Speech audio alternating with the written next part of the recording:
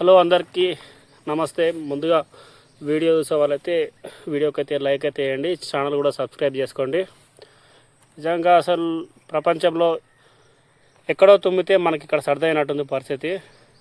నిజంగా అసలు చాలా అవకతవకలు అయితే మొత్తం అయితే ఉన్నాయి. ప్రపంచం మొత్తం అంతా కొరత అయితే ఏర్పడ్డది. మొత్తం ఆర్థిక సంక్షోభం అయితే రాబోతుందని అనిపిస్తుంది.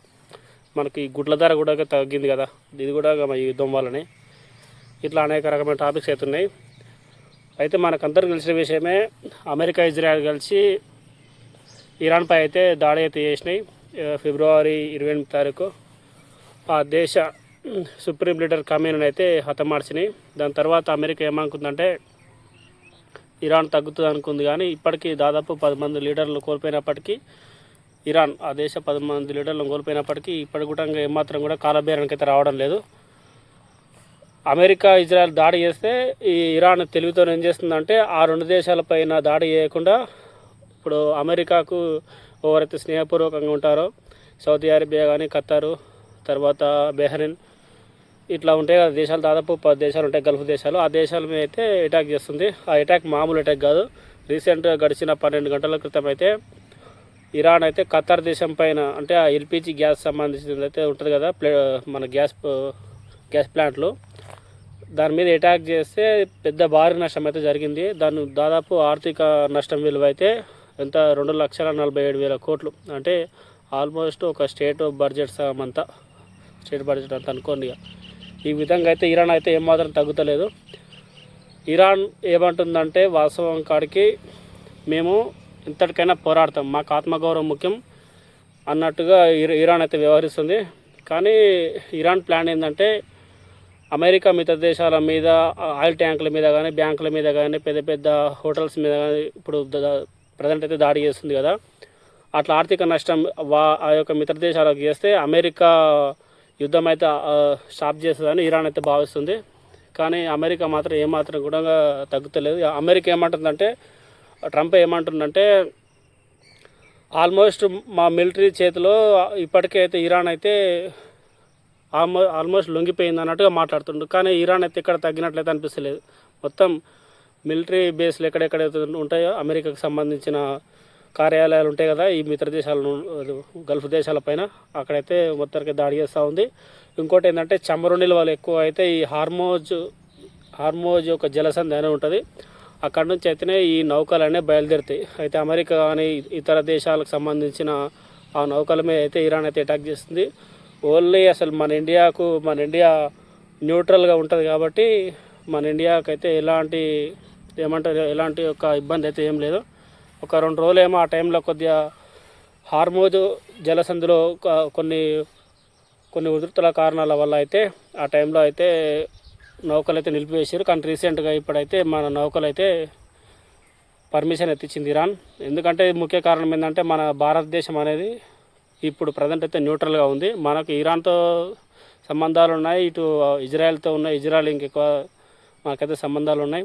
అమెరికా కూడా మనకు ఉన్నట్టు ఉంటుంది. కానీ అట్లయితే ఇక మొత్తానికైతే అమెరికా కూడా మన వెనకాల మనకు అనుకూలంగా ఉన్నట్టు ఉంటుంది. మళ్ళీ వేసే అయితే ఏమంటారు అవి ఉంటాయి ట్యాక్సులు కానీ సంబంధించిన అవి అయితే వేస్తుంటుంది.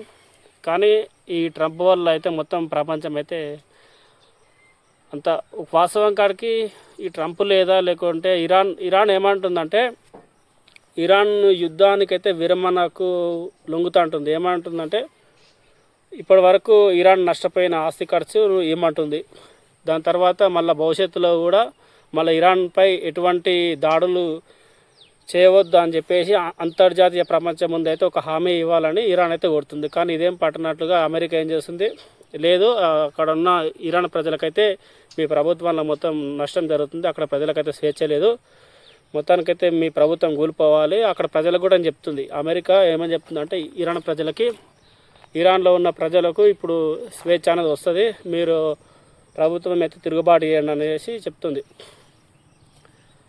ఇన్ని ఉద్రిక్త పరిస్థితులు ఉన్నాయి. మరి ఇది ఎట్లా అవుతుందో ఏమవుతుందో తెలియదు. మరి వాస్తవం కాడికి మనకి కోడిగుడ్ల ధరలు కానీ ఇంకా ఫ్యూచర్లో ఇట్నే ఉంటే పెట్రోల్ ధరలు కూడా పెరుగుతుండొచ్చు, చెప్పలేము. ప్రజెంట్ అయితే మనకైతే అలాంటి సిచ్యువేషన్ అయితే ఏం లేదు. కానీ ఎంతైనా అని ప్రపంచ దేశాల ఆర్థిక మొత్తం అయితే కొలాప్స్ అయితే అవుతుంది. ఆర్థిక లావాదేవీలు అయితే మొత్తం స్టాక్ మార్కెట్ అయితే పడిపోతున్నాయి ప్రజెంట్. కానీ ఇరాన్ అయితే తెగించింది మొత్తానికైతే. ఎట్లా చెప్పాలంటే ఆఫ్ఘనిస్తాన్లో ఒక తాలిబాన్ల లెక్క.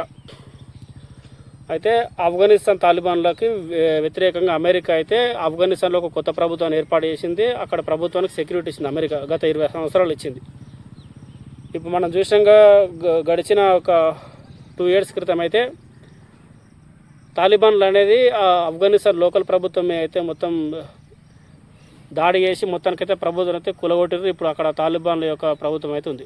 అంటే ఎండ్ ఆఫ్ ద డే ఏంది, అమెరికా ఎంత ఖర్చు పెట్టినా ఏం పెట్టినా కూడా తన పని ఇక చేసినంత వరకే చేస్తుంది.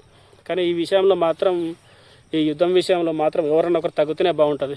లేకుంటే ప్రపంచం మొత్తం తీవ్ర సంక్షోభంలోకి వెళ్ళిపోతుంది. మరి ఇరాన్ మాత్రం ఏమాత్రం కూడా బెదురుతలేదు.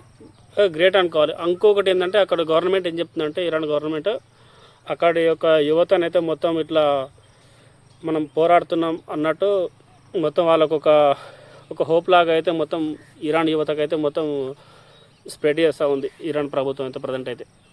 అంత పెద్ద లీడర్ చనిపోయినప్పుడు ఇంకా తగ్గుతలేదు. మరి ఈ వ్యవహారం అంతా మొత్తం ఎక్కడ జరుగుతుందంటే హార్మోజ్ జలసంధి. కాకపోతే పేరు కొద్దిగా నాకు పలకడం ఇబ్బంది రావచ్చు, కానీ ఆ సంధికి అక్కడైతే మొత్తం ఇవన్నీ మొత్తం ఇప్పుడు మనకు ఈ చమురు నిల్వలు ఉండేవి అయితే అక్కడనే ఉంటాయి ఎక్కువ శాతం. దాని ద్వారానే ఇప్పుడు మన ప్రపంచానికైతే దాదాపు మన ఇండియాకైతే 60% మొత్తం గల్ఫ్ దేశాల నుంచి వస్తుంది చమురు అనేది. అదే పెట్రోల్ కానీ గ్యాస్ కానీ సంబంధించినవన్నీ. ప్రజెంట్ అయితే ఇట్లా ఉంది. మరి ఫ్యూచర్ ఎట్లా ఉంటుంది అనేది తెలియదు. ఇక ఏమో మరి ఇక చూడాలి అసలు ఎట్లా అయితే అన్నది. ఇదే ఫ్రెండ్స్ ఈ వీడియో చెప్పాలనుకుంది.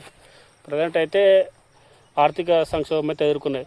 ఇంకొకటి ఏంటంటే మర్చిపోతున్నా, ఇప్పుడు ఈ ఇరాన్ ఇప్పుడు అమెరికా మిత్ర దేశాల మీద అటాక్ చేస్తుంది కదా. చేయడం వల్ల ఏమవుతుందంటే దాదాపు దుబాయ్ కానీ, తర్వాత ఖతార్ కానీ, బెహ్రీన్ కానీ, సౌదీ అరేబియా కానీ, ఇవి ఏంటంటే కొన్ని దాదాపు 50-60 సంవత్సరాల నుంచి అక్కడ ఉన్న ఆయిల్ను ప్రపంచానికి అమ్ముకుంటూ సంపన్న దేశాలుగా అయితే ఎదిగినాయి. ఇప్పుడు ఒకసారిగా ఇట్లా ఇరాన్ అటాక్ చేసేసరికి అక్కడ జీవించాలన్నా కూడా, అక్కడ ఏమన్నా పెట్టుబడులు పెట్టాలన్నా కూడా ఇప్పుడైతే అందరైతే ఆలోచనలు అయితే పడ్డారు. ఇంకొకటి ఏంటంటే అక్కడ దుబాయ్లో కానీ ఇక్కడ వేరే ఉంటాయి కదా సంథింగ్, ఈ దేశాలలో గల్ఫ్ దేశాల్లో రియల్ ఎస్టేట్ కూడా పడిపోయిందంట. అంటే ఇట్లా ఇప్పుడు ₹1 ఉన్నది గుటంగా ఇప్పుడు 40 లక్షలు 50 లక్షలు కూడా అమ్ముతామన్న కూడా కొన్ని పరిస్థితి. ఎందుకంటే ప్రాణభయం ఉంది ఈ యుద్ధం వల్ల. అయితే మొత్తానికైతే అన్ని రకాలుగా అయితే యుద్ధం చేయడం వల్ల అయితే మొత్తం వేస్ట్. మొత్తానికైతే ఇక మరి ఎట్లయితే ఏదైనా ఒక దేశం తగ్గుతూనే బాగుంటుంది వాస్తవం కాడికి. లేని పక్షంలో మరి ఒకవేళ అణ్వాయుధాలు ప్రదర్శిస్తే మాత్రం అది ప్రాణనాశనం తప్ప ఏముండదు. అందుకే 2వ ప్రపంచ యుద్ధంలో యుద్ధం ఆపడానికి అమెరికా ఏం చేసింది, జపాన్ మీద హిరోషిమా నాగసాకి అనే ఒక ప్రధాన నగరాల మీద అయితే అటాక్ చేసింది. అట్లా అటాక్ చేయడం వల్ల అప్పటికి క్లోజ్ అయితే అయిపోయింది. అమెరికా అదే అన్నది, ఒకవేళ మేము జపాన్ మీద అటాక్ చేయకపోయి ఉంటే ఇంకా 2వ ప్రపంచ యుద్ధం ఇంకా సాగిపోయేది అన్నట్టు ఉండేది. కానీ మరి ఇది ఎండ్ ఎప్పుడోసో తెలియదు. ఇప్పటికైతే 21 రోజులు అవుతుంది. మరి ఈ ఎండ్ కార్డు ఎప్పుడు పడుతుందో అయితే చూడాలి మరి. కానీ వీలైనంత వరకు అయితే తొందరగానే ముగించాలి. అయినా మనం ఇప్పుడు 2026లో మొత్తం టెక్నాలజీతో ముందుకెళ్తుంటే ఇంకా పాతకాల పద్ధతుల లాగానే మొత్తం ఈ యుద్ధాలు అనుకుంటే మొత్తం అంత అమాయకులు కానీ మొత్తం ప్రాణనాశనం ఎక్కువైతే జరుగుతుంది. నిజంగా చాలా బాధాకరమైన విషయం. ఓకే ఫ్రెండ్స్, ఉంటాను, బాయ్. ఇంకొకటి ముఖ్య విషయం ఏంటంటే వీడియో చివరి వరకు చూసిన వాళ్ళైతే థ్యాంక్ యూ. ఏమైనా మిస్టేక్స్ ఉన్నా కూడా నాకైతే కామెంట్ చేయండి. ఎందుకంటే మన మానవులో నేను ప్రతి ఒక్కటి కూడా నేను మీలాగానే నాకున్న ఇన్ఫర్మేషన్ మాత్రమే నేనైతే మీతో అయితే షేర్ చేసుకుంటున్నా. అది నాకు నచ్చింది. అందుకే నా ఛానల్ ఐడి అని డిస్క్రిప్షన్లో ఉంటుంది కదా, దాంట్లో అయితే చెప్పేసిన నాకు నచ్చిన వీడియోలు మాత్రమే నేను షేర్ చేసుకుంటాను. అందులో క్రికెట్ ఉండొచ్చు, తర్వాత మన రాజకీయాలు ఉండొచ్చు, ఇట్లా జియో పాలిటిక్స్ ఉండొచ్చు, ఇంకా సంథింగ్ వేరే సమాజంలో ఏమన్నా జరుగుతున్న కూటంగా నాకు ఒకవేళ స్పందించాలంటే స్పందిస్తా, మాట్లాడతా. అందుకే నన్ను అయితే సపోర్ట్ చేస్తారని మనస్ఫూర్తిగా కోరుకుంటున్నాను. ఉంటాను మరి బాయ్. నేను మీ విరసం యాదవ్.